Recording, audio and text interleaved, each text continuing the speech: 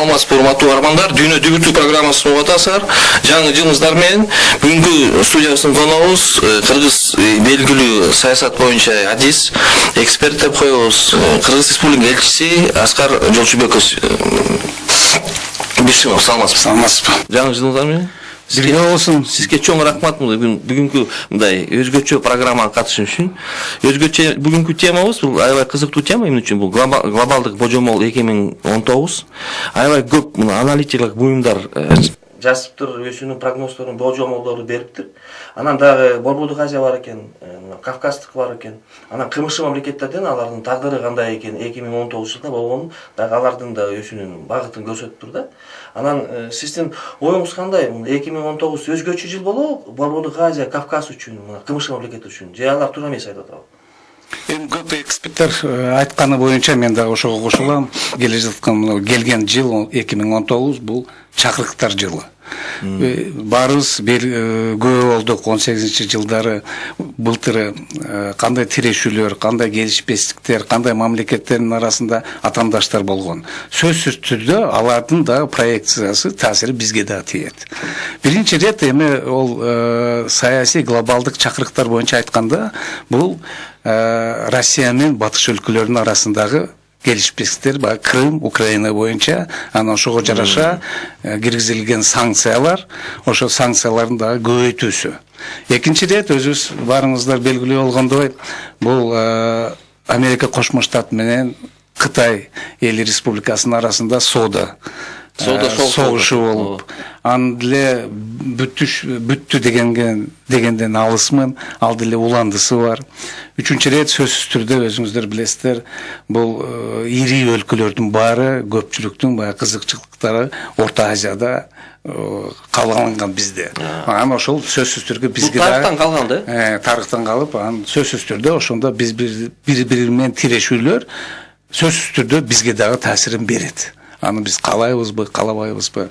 Ошодон дагы биз үчүн бир чоң чакырыктар болуп атат. Бул пост баягы советтик өлкөлөрдүн арабызда интеграция маселелери бүгүн дагы кризиске учурап келип атат. Аны баарыбыз деле күбөбүз.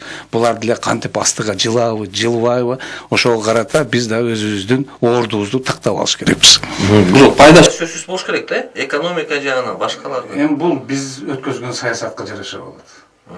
Мындай жаңы кыймыл болбойбу мындай геосаясаттык 2010? Жок, сөзсүз түрдө болот. Күндөн күнгө өзгөрүп атат. Мына акыркы 3 жылдан бери эл аралык укуктук нормалардын кризиси деди. Мына Крымды аннексия болгондон кийин ошол бул ким күчтүү болсо ошонун укугу көп дегендей сөз болуп, ошого өтүп кетип, анан эл аралык укуктук нормалардын бүт баарын мыйзамдары кризиске учурагандан кийин анын ордуна кайсы жаңы талаптар, кайсы жаңы рет кирет. Ошон үчүн да биз дагы абдан өзүбүздүн Кыргызстаныбызды ойлосок, биз дагы өзүбүздүн эгеминдүүлүгүбүздү сактайбыз деп атабыз, өзүбүздүн жерибизди сактайбыз деп атабыз. Ошол учурда сөзсүз түрдө бул таасир этет. Азыр өзүңүз көрүп атасыз, Кытай деле өткөзүп атат. Один пояс, один путь деп өзүнүн баягы инициативасын, европейский жибек дипломатиясын, Европалык союздун өзүнүн стратегиясын жаңыдан кабыл алынып атат. Ошол баары стратегияларда биздин Орто Азия дагы бар. Бирок ошол өлкөлөрдүн азыр жарыя кылып көз караштарын карасак, алар дагы бири-бирине келишпес болот. Ошондо тирешүү биздин жерибизде мына Казакстан, Кыргызстан, Борбордук Азияда, Кавказга чейин ушул өрөөндө сөзсүз түрдө ошолордун күчтөрүн биз дагы көрөбүз. Анан ошонун келишпестиктиги эмнеге алып келет. Эми азыр ачыктан ачык билинип калды. Америкада жаңы конгресс келди, палата представителей дейт. Анан ошол ичинде көпчүлүктү демократтар менен республикалыктар алды. Алар келгенин астында бирден бир Трампты критика кылып келишти. Россияга абдан мындай жумшак мамиле кылып атасың деп ошол негизинде шайлоону алып, шайлоону утуп келишти. Бул жыйынтыгы басымдуулук Россия тарапка күндөн күнгө дагы эле күчөйт. Анан сиз ойлойсуз, Орусияга да кысым салабы дагы жакын санкция жагынан? Санкция жағынан дағы азыр кысым салат, ал сөзсүз түрдө, ал эч бир жакындан арабыз көрөбүз го, демократтар, республикалыктар дагы демилгени көтөрүп атат. Трамптын астына маселе коюп атат. Онтип саммитке катышпайсың. Россия, Америка Кошмо Штаттын арасында саммит өтпөйт деп. Ошонун ичинде могу санкцияларды азыр финансалык жагына дагы бир кайсы талаптарды да киргизиш керекпиз дегендей маселе болуп атат. Ошол эле учурда сөзсүз түрдө бул соода, экономикалык соода тармагына да кирет. Анан бирден бир маселе чыкканда бажы союзубуз, Евразиялык экономикалык союзга сөзсүз түрдө бул деле таасир этет. Неге дегенде эң ири өлкө Евразиялык экономикалык союзда бул Орусия.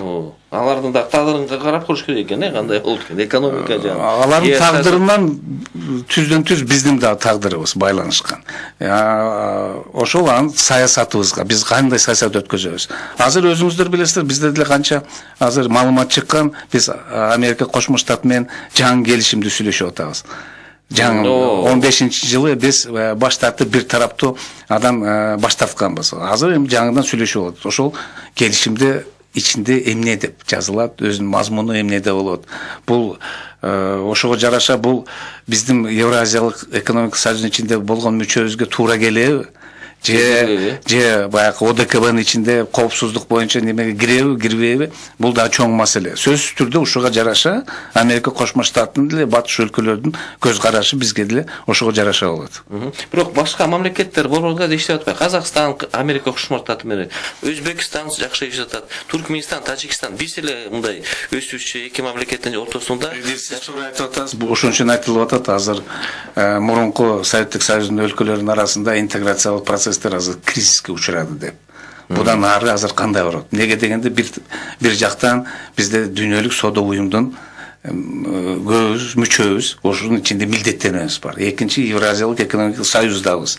Үчүнчү да милдеттерибиз бар. Үчүнчү азыр мына ири Америка Кошмо Штаттар, Европейский Союз, Кытайлар киришип атат. Ошонун ичинде кандай талаптарга биз ээ болобуз? Кайсы жакка биз кандай десек өзүбүз кайсы тарапка өтөбүз дегенде сөз болуп атат да. Күндөн күнгө билбейм 19-жылы болобу же 20-жылы болобу, бирок 2-3 стулдун үстүндө отура албайбыз. Баягы бизде бир саясатчы айткандай талтайып калабыз дегендей, ошол күн да алыс эмес. Рахмат, анда мындай бир аябай укмуштуу бир аналитика буюм бар да, Стратфорд. Ал өзүнчө бир божомол геосаясатты, глобалдык божомол жасаптыр эми 30. Анан айтты, эң оор Америка Кошмо Штаттары өзгөчө бир саясат жүргүзөт деп. Биринчиси бул Кавказда иштетет, мындай. Биринчи бул Армения менен иштейт, Грузия менен иштейт депчи. Анан эң жакын мамилени Армения менен түзүш керек Америка. Сөзсүз колдош керек, ага жардам бериш керек каражат жагынан, коопсуздук жагынан депчи. Эмне үчүн? Сиз туура айткандай, Америка Кошмо Штаты Орусиянын ортосунда мындай чырчатак болуп атат, ачык эле айтып коелу. Анан Арменияны Америка Кошмо Штаты өзүнүн жакындатып, өзүнүн жакшы мамиле түзүп. Ошо ишенесизби же ишенбейсизби? Ишенем, сөзсүз түрдө. Неге дегенде биз деле көрүп атабыз, баягы Арменияда жаңы бийлик келди. Жаңы Пашинян баягы жакын эле майда эле келди. Майда келип, аналар дагы биринчи ирет биз улуттук кызыкчылыкты көздөбүз, ошого жараша кылабыз деп, анан алар да биринчи кадам батыш өлкөлөргө кылышты. Биз алар менен да жылуу маселе кылабыз. Бирок ошол эле учурда алар айтты, биз баягы интеграциялык процесстерден баш тартпайбыз. Бирок ага мондай абайлап көз карашыбыз дагы монтип мурун баары менен макулбуз, бизде эле болуп бул процесстерге кошулабыз деп, азыр бирок азмаз мондай салкындап калгандай болуп атат да. Вакуум түзүлгөндөн кийин сөзсүз түрдө ошол вакуумда тирешкен өлкөлөр өзүнүн саясатын өткөзөт да. Эч качан ал чоң ири өлкөлөр бири-бири менен түзмө-түз мондай бир тирешүүнү өткөзбөйт да. Алар баягы өздөрүнүн орусча айтканда зона влияниялар аркылуу ошо ортодон бирөөнү табат экен. Ортодон бирөөнү эмес, кайсы өлкөлөр болсо, ошол өлкөлөрдүн ичиндеги өткөзгөн саясаты менен ошонун тирешүүнү өткөзөт. Ошонун ичинде биз дагы барбыз. Бул борбордук Азия, Кавказда да? Ооба. Анан жакында эле Болтон барыптыр Арменияга. Ал сүйлөгөн сөзүндө айтты, биз сөзсүз керек болсо жардам беребиз, силерге мындай эгемендүү мамлекет болушуна суверенитет катары, анан керек болсо курал дагы сатабыз деп. Бул жөн айткан сөз эмес да. Анан Орусиянын эксперттери айтып атат, бул эмне деген ушундук, бул Армения ОДКБ кирет. ЕЭПке кирет мүчө катары. Бүгүнкү күндө ал ОДКБде өзүнчө председатель болот, башкармасы болуп коёт. Анан бул туура эмес. Анан биз билебиз, Армения менен Азербайжандын ортосунда кандай чыр-чатак болуп атат Нагорно-Карабах жөнүндө. Анда кандай болот тагдырыбыз? Эми азыр баягы Орусия менен батыш өлкөлөрдүн, айрыкча АКШ менен тирешүү негизинен башталганда булар мурун бир сүйлөшүүлөр болгон. Мурун алардын арасында өздөрүнүн өрөөндөрүн бөлүп алып, ошого саясатты өткөзгөндө башка өлкө ошого кирип атканда дагы алар менен макулдашып. Крым, Украинадан кийин бул сүйлөшүүлөр жокко чыкты. Ким каалагандай ошо ири өлкөлөрдүн ичинде кайсы мамлекетте өткөзсө каалагандай өткөзөт. Ошол жерде бири-биринин дооматын укпайт да. Сирияда деле көрдүк, ошондой Крымда деле көрдүк, Украинада деле болуп аткан бири-бирин айыптап чыгып, неме кылганда бири-бирин уккан жок да. Ошонун негизинен мына тирешүү санкциялар чыкты.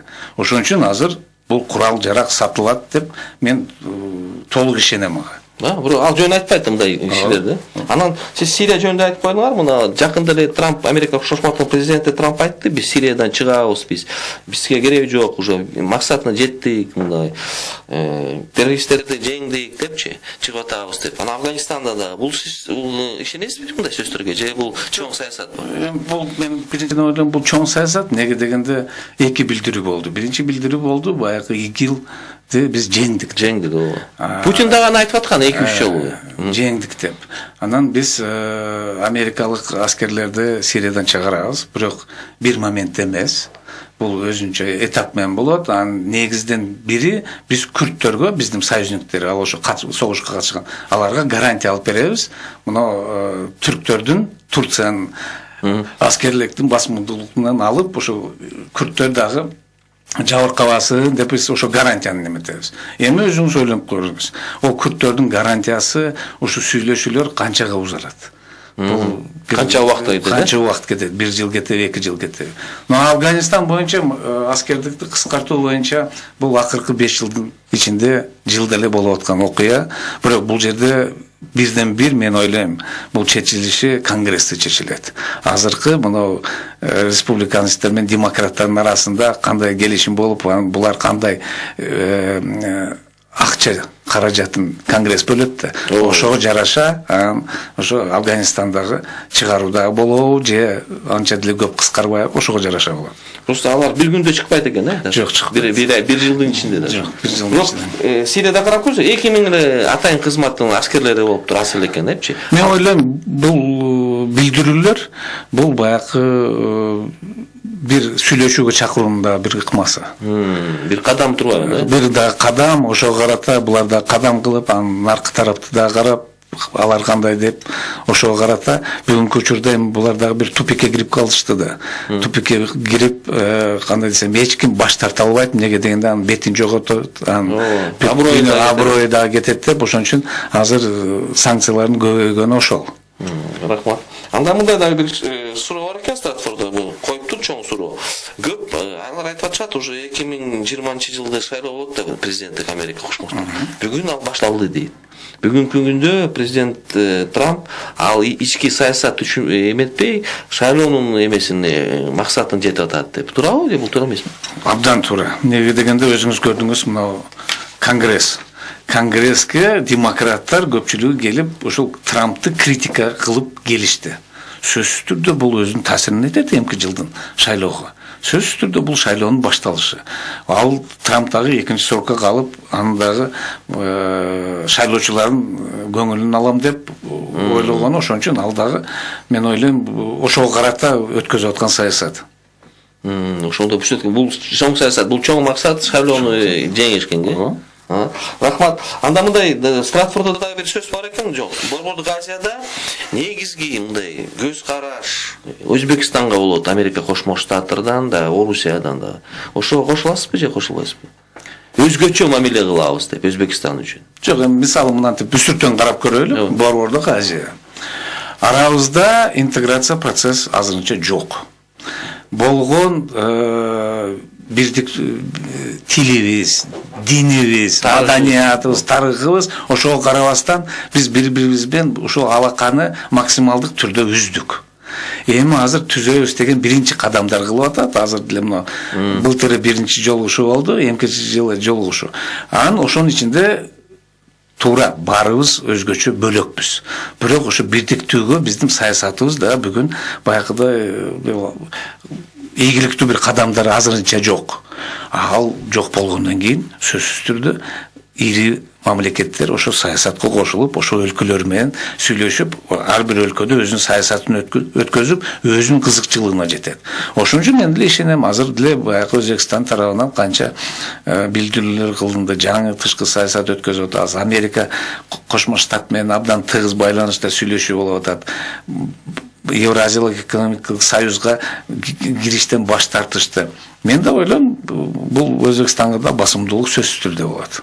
Аларды өзгөчө мамиле болот, аларга деле проект. Бирок ошонун ичинде сиз карап көрүңүз, ушул жылдары ири өлкөлөр бирдиктүү проекттерди өткөзгөн жок да. Бир проект бүт Борбордук Азия өлкөлөрдү бириктире турган. Ар бир өлкөдө өзүнчө саясат бир эки проект болгон, мына СМПС газопроводтук, мына Каса Миң. Болду, калгандарын анан ошондо деле бизде суроо туулуш керек да. Эмнеге силер анда эгерде кызыктар болсоңор ушу Борбордук Азия өнүгүп кетсин, бирдиктүү биздин проекттерди өткөзгүлө. Кызыктар эмес. Алардын өздөрүнүн кызыкчылыгы бар. Алардын өзүнүн геосаясий долбоолугу бар. Сөзсүз түрдө. А сиз мына ишенесизби? 1-2 жылдын ичинде Борбордук Азия мамлекеттери өзүнүн бир күн тартибин хотя 1-2 суроого бир чоң эл аралык аянтка чыгарат деп сүйлөшүп алышат депчи. Бул коопсуздук, транзит болобу, же экономика жагынан, же мындай күчү жете албайбы?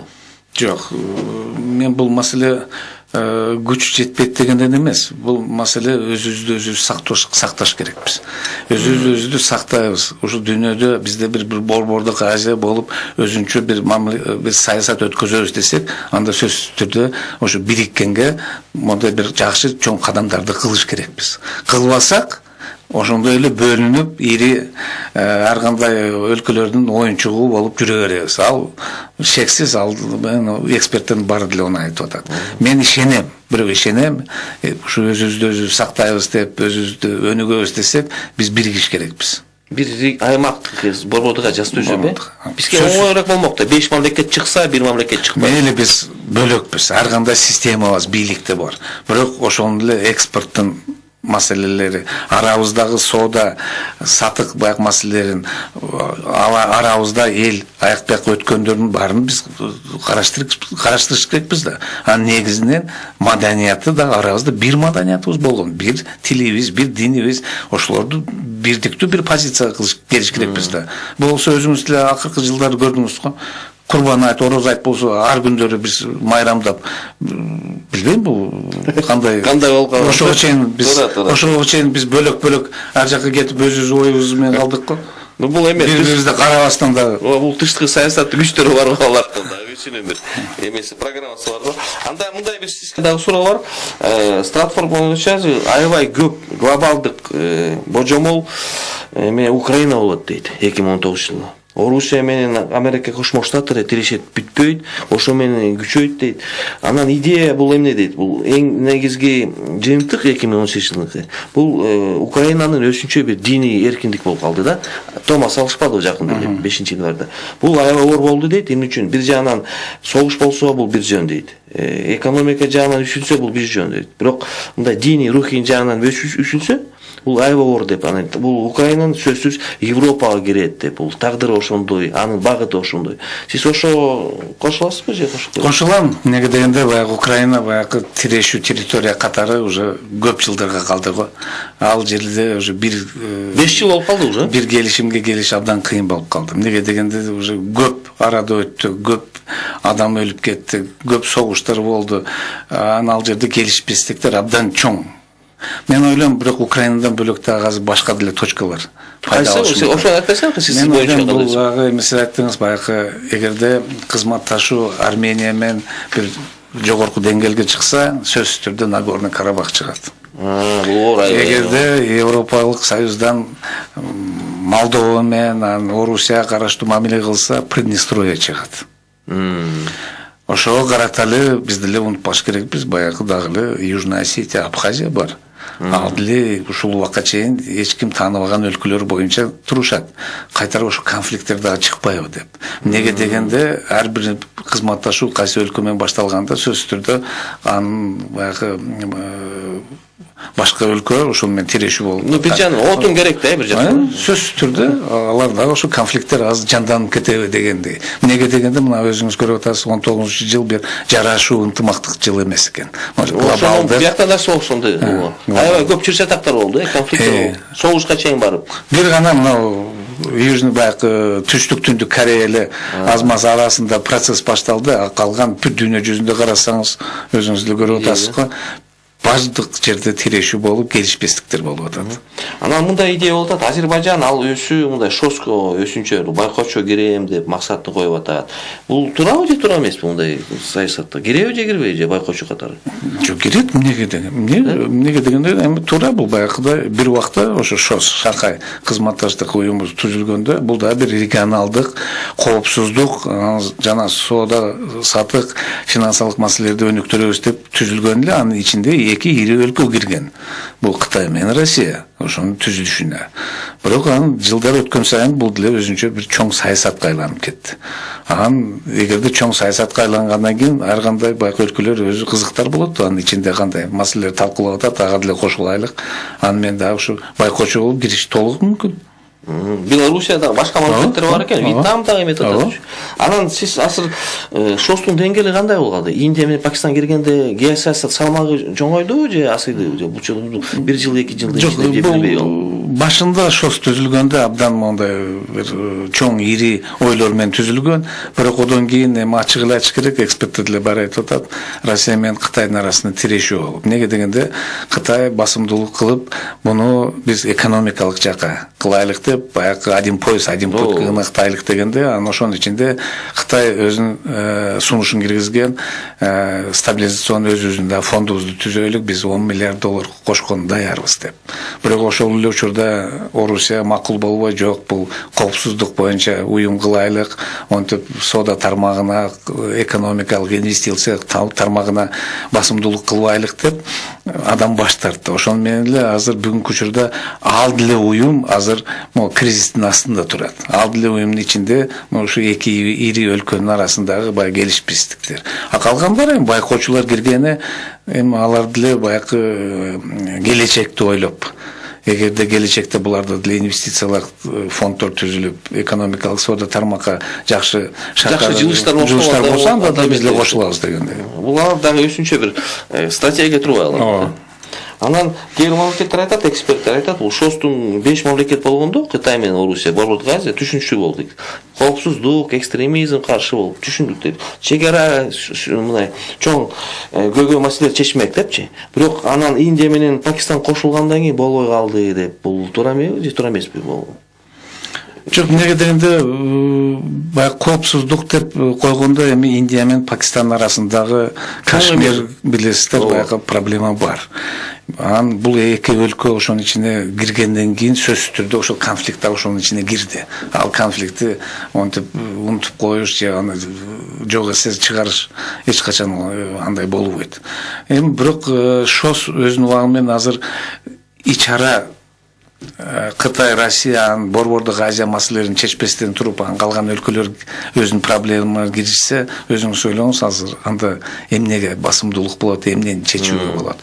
Бул баягыдай таркап кетет да, мындай секин таркап, бир коркунуч бар, бул да өзүнчө бир аморфный, мындай иштеке жылбаган, иштеке бюрократия менен айланып кеткен, анан бир гана пайдалуу нерсеси ошонун алкагында мамлекеттин лидерлери бири-бири менен жолугушуп көп маселени талкуулап. Сиз Индияда элчи болушсуңузбу же? Жокпу? Кореяда. Кореяда. Бул Индия карап көрсөк, бул биякта да жазып атат, Индиянын ролу, геосаясаттык ролу өсөт деп. Ошо ишенесизби? Ишенем. Эмнеге дегенде өзүңүз көрүп атасыз, аз эле калды Индиядагы элдин саны боюнча Кытайга жетейин деп калды. Азыр дүйнө жүзү боюнча баягы IT технологиялар боюнча Индиядагы азыр астыга чыгып атат. анан алардын экономикасын азыр көрүп атасыз, дүңгүрөп өсүп атат күндөн күнгө.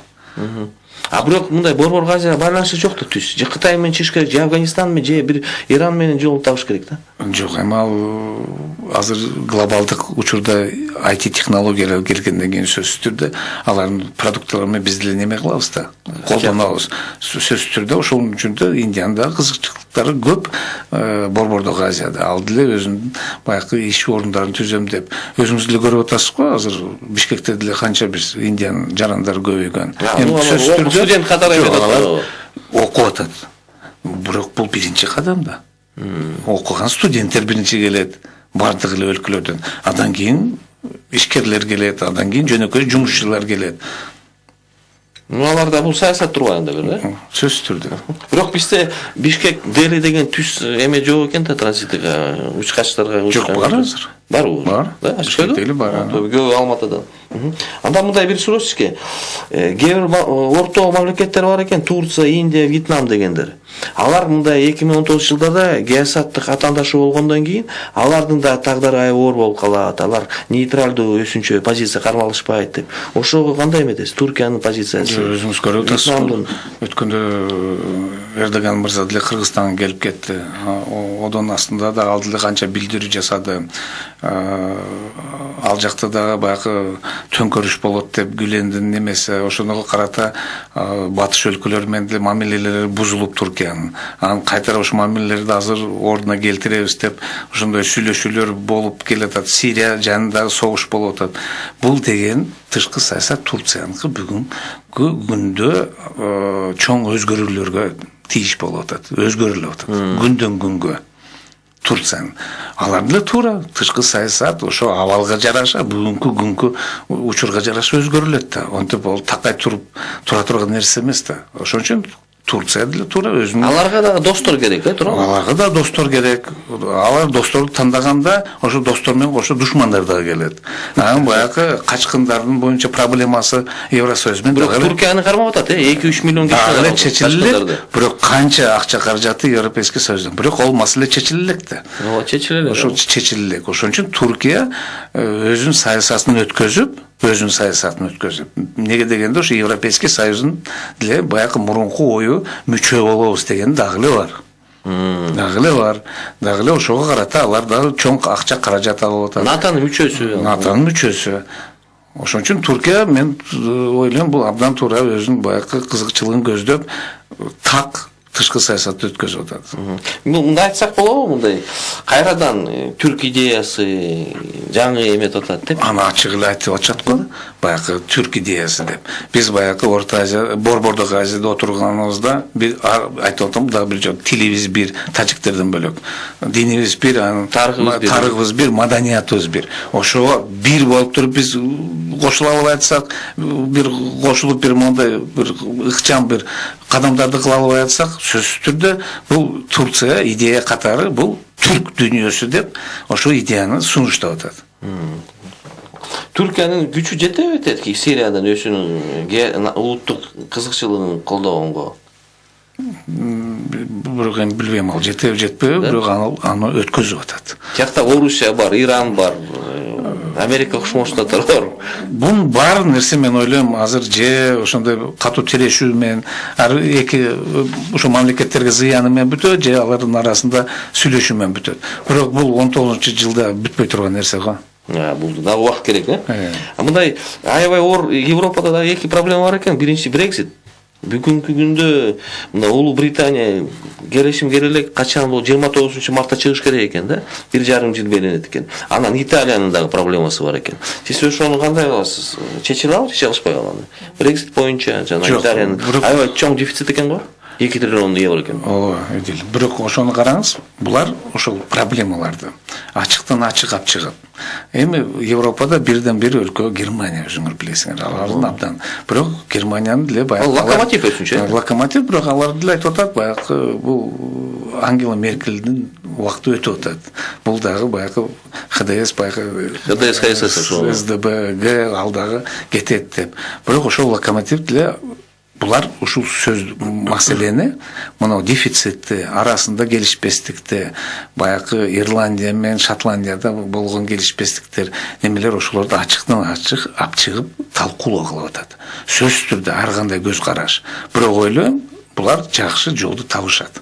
1 жыл болобу, 2 жыл болобу, бирок азыр кризиске учураганы менен, бирок булар жолду табышат. Неге дегенде, булар онтип тирешүү бири-бирин айыптоодон алыс жолду иштейт, алыс кетип, бири-бирин партнер катары сезишет, конкурент эмес. Ошол бул ойлойм натыйжалуу эле болот го бул жыйынтыгы булардын сүйлөшүүсү. Башынан түз отурушкан.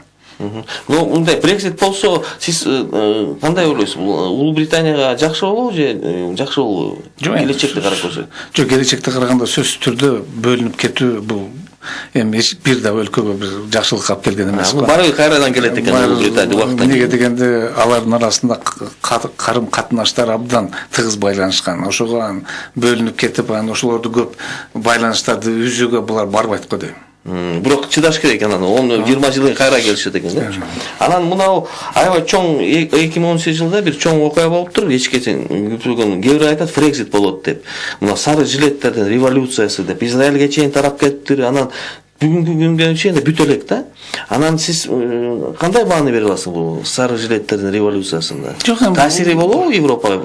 Brexit болобу же болбойбу? Сөзсүз түрдө болот да, таасири болот да, сөзсүз түрдө болот. Неге дегенде баары эле айтат, бул баягы кризис либерализма. Анан ошого башында эле баягы кризис мультикультурности деп. Ошонун негизинде анан азыр сары жилеттер чыгып, бул наразычылык өкмөткө кылып атат, наразычылык. Ошол президенттин Макрондун өткөзгөн саясатына каршылык кылып. Сөзсүз түрдө бул жугумдуу нерсе да. Мен бир жактан ойлойм, бул деле өзүнчө бир сценарий, мунун деле аркада турган бир күчтөрү бар. Ошон үчүн бул башка өлкөлөргө таркап этпеш үчүн өзүңүз көрүп атасызго, ар бир 2 жума алар же саммит өткөзүп атат, же тышкы иштер министрлеринин кеңештерин өткөзүп атат. Анан ошого жараша ар бир коюлган, ар бир ошондой баягы Парижде болуп аткан нерселерге өкмөт, мамлекет өзүнүн оюн пикирин айтып атат. Ну, сиз тура айтып атасыз, бул биякта дагы бар экен. Алар айтып атышат, бул 3-4 ай болгон окуя революция, ким каражат берет, ким аларды мындай өсүнчө бир идея бергендечи, бул жөн чыкса эл бат эле бүтүп калмак дейт. Анан кээ айтып атат, бул популизмдин жеңиши, радикалдар көп экен, глобализацияга каршы чыккандар көп экен, экстремисттер кошултур депчи, ортосунда бар экен. Бул сиз кандай ойлойсуз? Бул туурабы же туура эмес? Мен ойлойм, баягы антиглобалдык уюмдар көп. Ошолор да кириптир, радикалдар.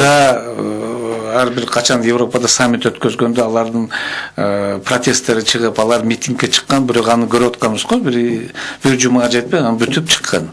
Бирок азыр сары жилеттер ал башка сценарийде кетип атпайбы? Бул уюштурулган өзүнчө баягы бир сценарий менен кетип аткан нерсе. Каражат бериш керек, каражат бериш керек, аларды колдош керек, алардын арасында астын ала бир жок дегенде 1 жыл алар менен иш өткөзүш керек, аларды даярдаш керек. Анан маалыматтык эмеси бар экен, өсүнчө бир күчү бар экен, тармактарда. А бул кимге керек ал? Же бул Макронго каршыбы же? Жок, мен ойлойм, бул баягы Европанын ичиндеги өзүнүн күчтөрү го. Европанын тышкы күчтөр жокпу? Бар деп ойлойм. Бул деле баягы чоң саясат. Билесиздер го, мына эксперттер деле айтат, АКШ менен Европалык Союздун арасында көп келишпестиктер бар. Ошонун ичинде бул да ошонун кесепети го. Рахмат. Анда мындай бир сөз бар дагы, биякта чоң деп эметип атышат го. Аябай коркунучтуу болот дейт. Глобалдык экономика, мындай дүйнөлүк экономикага каршы болот. Эки чоң согуш болот па, Америка Кошмо Штаттары менен Кытай менен. Биринчи экономика, экинчи экономика. Анан сиз кандай ойлойсуз? Качан бүтөт бул согуш? Жок, согуш биринчи ирет азыр дүйнөлүк экономикада азыр эң чоң өсүп аткан экономикалар азыр өсүшүн токтотуп кайтара аркага кетип атат. Бул Кытай менен Индия. Булар жылда жок дегенде 7,5% чейин өсчү эле. Азыр ушулардын өсүшү 6%ке токтоду, мына Всемирный банктын көрсөтүшү. Сөзсүз түрдө бул биринчи ирет нефт менен баягы күйүүчү майларга өзүнүн таасирин этти. Неге дегенде баягыдай аларга кризиске алып келди. Ошо менен алардын да баасы өспөй калып туруп калды. Башкага деле таасир эткенде дүйнөлүк экономикалар булар өсүш эң чоң ири өлкө ушинтип токтогондон кийин башкаларга да азыр таасир этип сөзсүз түрдө неметет да. Ошон үчүн дүйнөлүк экономикада да кризис болуп атат деп баягы 2014-жылкы кризис 2008 жылкы кризис деген ошол бир эксперт айтат, ошол дагы азырынча өзүнчө бир толкун болуп келе жатат деп. Нурпиржан, экономикада мындай болуш керек да. Эми ал бир кыйындык болбосо өсүш да болбойт. Ооба, инновация киргизиш керек демек. Анан мындай бир кызык болуп атат, бул асыл ушетке алаңдашуу процесстер болуп атпайбы? Анан алар айтат, Африкадан дагы бир жаңы геосаясат кыймыл болот. Бул Эфиопия менен Нигерия өсөт деп. Өсүнчө бир Африканын көз карашындагы экономикасын, геоэкономикасын да башкача кылат деп. Ошого ишенесизби? Ишенем. Неге дегенде, мына көп жылдары биз Африка жөнүндө такыр унутканбыз. Дүйнөлүк бир саясатка булар деле кошулган эмес. Бирок ошол жылдары Япония, Корея, Кытай, Америка Кошмо Штаттар эрегесиз акчаны инвестиция кылып, ошо Африканын канча ишканаларды түзүп, ошолордун экономикасын эметип, эми ал элге жетеби, жетпеби ал башка сөз. Бирок ошол экономикалык өсүшү бир чоң деңгээлге чыкты. Ошон үчүн баягы өскөн, бул баягы качествого өтөт дегенде, ол сөзсүз түрдө булар деле кошулушат азыр. Анан кытайлыктар трансафрикалык темир жол салып атат экен да ошо. Анан айтып атышат, бул Африкада Кытай өсүүнүн бир аскер базасы эмес, өсүүнүн мындай бир военный база снабжения деп коет экен, ошону курду деп. Бул чоң геосаясаттык долбоор Кытайга.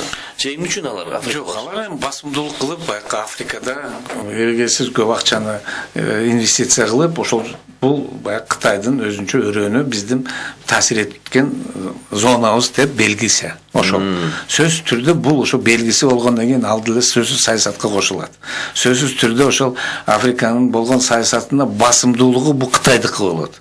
Ошого Кытайдын кызыкчылыгына жараша Африкадагы да саясат дүйнөлүк саясатка таасирин берет. Биякта да даны бар экен, бул Африка аябай бай экен, бар экен да. Бул келечегин карап көрсөк, экономика жагынан. Анан Нигерияны түшүнүктүү. Алар аябай көп эмекен киши жашагандар. Анда сизге мындай бир суроо дагы бар да. Булар айтып атат, экономика жагынан өзгөрөр болбосо, анда геосаясаттык дагы ахвал жаман болот депчи. 2019-20-21 жылга чейин. Туура эмеспи же туурабы? Экономикалык өзгөрүүлөр болот сөзсүз түрдө. Аны каалайбызбы, каалабайбызбы? Азыр баарыбыз деле көрүп атабыз, бир убакта баягы темир жолдо болуп, баягы паровоздар менен жүргөнбүз, одан кийин баягы двигатель внутреннего сгорания чыккан, азыр эми ошол электромобилдерге отуруп атабыз го, бар жок электрификация. Ушул глобалдык учурда азыр ошол келечек келатат азыр. Бул келечек келгенде кардиналдуу көп нерсе өзгөрөт деп атпайбы дүйнө жүзүндө. Ошол келет, ошон үчүн мен ойлойм, бул экономикалык өзгөрүш азыр ушу былтыр, быйыл, эмки жылдары деле өзгөрүш болот күндөн күнгө. Анда сизге мындай бир суроо бар да, бул кээ бир суроо атсат көп элечи. Кыргызстан ушул БУнун мүчөсү да, туурабы? 193 мамлекет. Анан жакында эле бир соц тармактарда жазыптыр, масс-медиа деп коелу, атын албай коелу. Айтыптыр, Кыргызстан 27-жылда жетөлөбөйт бүгүнкү күндө 2018 жылда. Кыргызстан эң төмөнгү баасын бериптир, 0,01% төлөш керек депчи. Эң жакыр. Эң жакыр болот. Бул туурабы же Кыргызстандын ар намысына, аброюна чектелеби, жетирби? Мындай бюджеттен бир акча чыгарып төлөп, мындай өсүнчө бир ошолки бул эң чоң эл аралык аянт туурабы? Бул сөзсүз биздин аброюбузга катуу тиет. Бирок катуу тиет дегенмен биз буга көнүп калганбыз да. Биз 27 жыл бул өсүнчө ансиясы болуп калды. 27 жыл эгемендүүлүк жылы биз ушу 27 жыл карыз болуп келатканбыз. Карыз болуп келатабыз, карыз болуп ошол эл аралык уюмдарга мүчө болуп кирип төлөбөй көп карыз менен батып эле жүрөбүз. Жылдан жылга бюджетке каралат. Эң керектүү эл аралык уюмдарга мына акчаны төлөйлүк деп. Бирок өзүңүз билесиз, бизде бюджеттин дефицитибиз бар. Ошол дефицитке келгенде ошол эл аралык уюмдарга төлөө акчаны түртүлүп калчу эле, же жылдын аягында төлөнүп калчу эле, же төлөнбөчү эле. Көп эле уюмдарда билесиздер, баягы акча төлөнбөсө, члендик анын доошун алып коет. Биз көп эле уюмдарда жыл ичи доошу жок эле болуп отуруп жүргөнбүз. Дагы эле отуруп жүрөбүз. Анын ноябрда төлөп койсо, жаңы жылга чейин дагы доош берилет, жаңы жылдан кийин дагы доош алынып калат. Эми бул баягы бюджеттин жакырчылыгы анын бизге уже баягы кандай десем үйрөнгөн адатка айланып калган. Бирок бүгүнкү күндө мындай бюджеттик саясатта да башкача эмес керек го, мен ойлойм да. Мындай кимдир эле акчаны бюджеттен алып берип коюш керек экен го Кыргызстанда. Эми мен ойлойм бул чоң акча эмес эле го, Жок, ал чоң акча эмес, ал биздин вопрос-ко, бирок эми ал биздин депутаттар чечиш керек. Бирок сөзсүз депутаттар чечиш керек экен да аны. Мындай эмес. Идея жакшы болсо. Эми бул акыркы билбейм канча жылдан бери эле, жылдан жылга эле айтылып атат. Бирок бул адатты токтотуш керек бир жагынан, мындай кичине мындай биздин Кыргызстанды өзүбүздү эгемендүү өлкө, өзүбүздүн урмат сыйыбыз бар деп эсептесек, сөзсүз токтотуш керек да. Бул эгерде келишимге кол коюп, ошо эл аралык уюмга мүчө болуп киргенден кийин, макул болгондон кийин акчасын төлөш керек. Ал сөзсүз түрдө бул баягы милдеттеме, аны төлөбөш бул уят деле сөз эмес, ал баягы башка өзүңүз мына азыр канча бизге саясатчылар айткан, биз Кыргызстан мындай жактырчылыктан чыкты деп. Мына азыр Бириккен Улуттар уюму биздин эң жакыр өлкөлөргө кошуп койду. Эң ылдыйкы планка боюнча. Деңгээлде турган да. Анда мындай сиз дагы чоң суроо болуп атат бул 2019 жылда Кытай өсүүчү экономика жагынан Америка Кошмо Штаты менен согушун баштай берет, бүтпөйт. Бирок алар жаңы деңгээлге чыгат экен. Эмне үчүн? Бул аябай оор экен. Биринчисиден бул Трамп өзүнүн максатын коюп атат. Бул туура эмес. Кытай биздин товарларды көп алыш керек депчи. Азыр аябай мындай дисбаланс бар экен, 200 миллиард доллардай. Ана бирок Кытай макул болду, 100 миллиард долларга Америка Кошмо Штаты бул уюмдарды алам депчи. Бул эмнени көрсөтүп атат? Кытай жеңип калдыбы? Жок, жеңген жок го. Бул мен ойлойм, бул бир чоң саясаттын белгиси да, тиреши. Эмнеге дегенде акыркы жылдары баары эле айтып атат, мына Кытай дүйнө жүзүнө экинчи экономика, биринчи экономика чыгышына аз эле калды деп. Биринчи экономика дүйнө жүзүнө чыккандан кийин бул эң ири өлкө, баягы дүйнө жүзүндө эң көп маселе чечкен өлкө дегенде эсептелет. Мен ойлойм, ошол бул Американын кылган кадамдарды ошону токтотуш, ошону кыскартыш. Бул Кытайдын таасирин дүйнө жүзүнө өзүнүн мондай өсүп кетип атканын ошону токтотуш керек деп, ошонун негизинен бул Трамптын саясаты бирок Конгресс деле колдоп атат. Ошол бирок катуу эле кысымга салды го 100 миллион доллар. Айым үчүн алар айтпайбы? Биз эбет албайбыз, биздин позициябыз туура деп. Канча өлкөлөрдү көрүп атасыз го, бирден бир Кытай бирөө менен катуу сүйлөшкөн эле уккан эмес. Алар баягыдай чоң арканын узун таштап туруп, анын өз маселесин секин чечет. Бирок соода жагынан эми баягы белгиленген цифрлар боюнча сөзсүз түрдө эми көрүнүп турбайбы? Кытай басымдуулук кылып атат соодада. Кытайдын экспорту Америка Кошмо Штатына импортко караганда бир 2,5 эсе чоң. Ошого карата мен ойлоп атам, азыр бир убакыт чети жетти, ошого АКШ да буну кыскартайлык, бунун таасирдүүлүгүн азайтайлык деген эле ошо аракет. Бирок баары эле айтып атат, мен деле кошулам, 19-жылы бул тирешүү дагы эле уланат. Жаңы деңгээлге чыгат. Жаңы деңгээлге да чыгат. Анда мында азыр биздин программабыз уже бүтүп атат. Анда сизге бир акыркы суроо да, мындай сиз өзүңүз ойлойсуз, кандай өзүңүздүн пикириңизди мындай тышкы саясат боюнча белгилүү айдыңыз? Анда 2019 жылы кандай өзгөчө окуялар болобу же кыймылдар болобу саясат жагынан? Сиз боюнча. Биз үчүнбү? Жок, мындай бүткүл Кыргызстан үчүн, Борбордук Азия, дүйнө үчүн.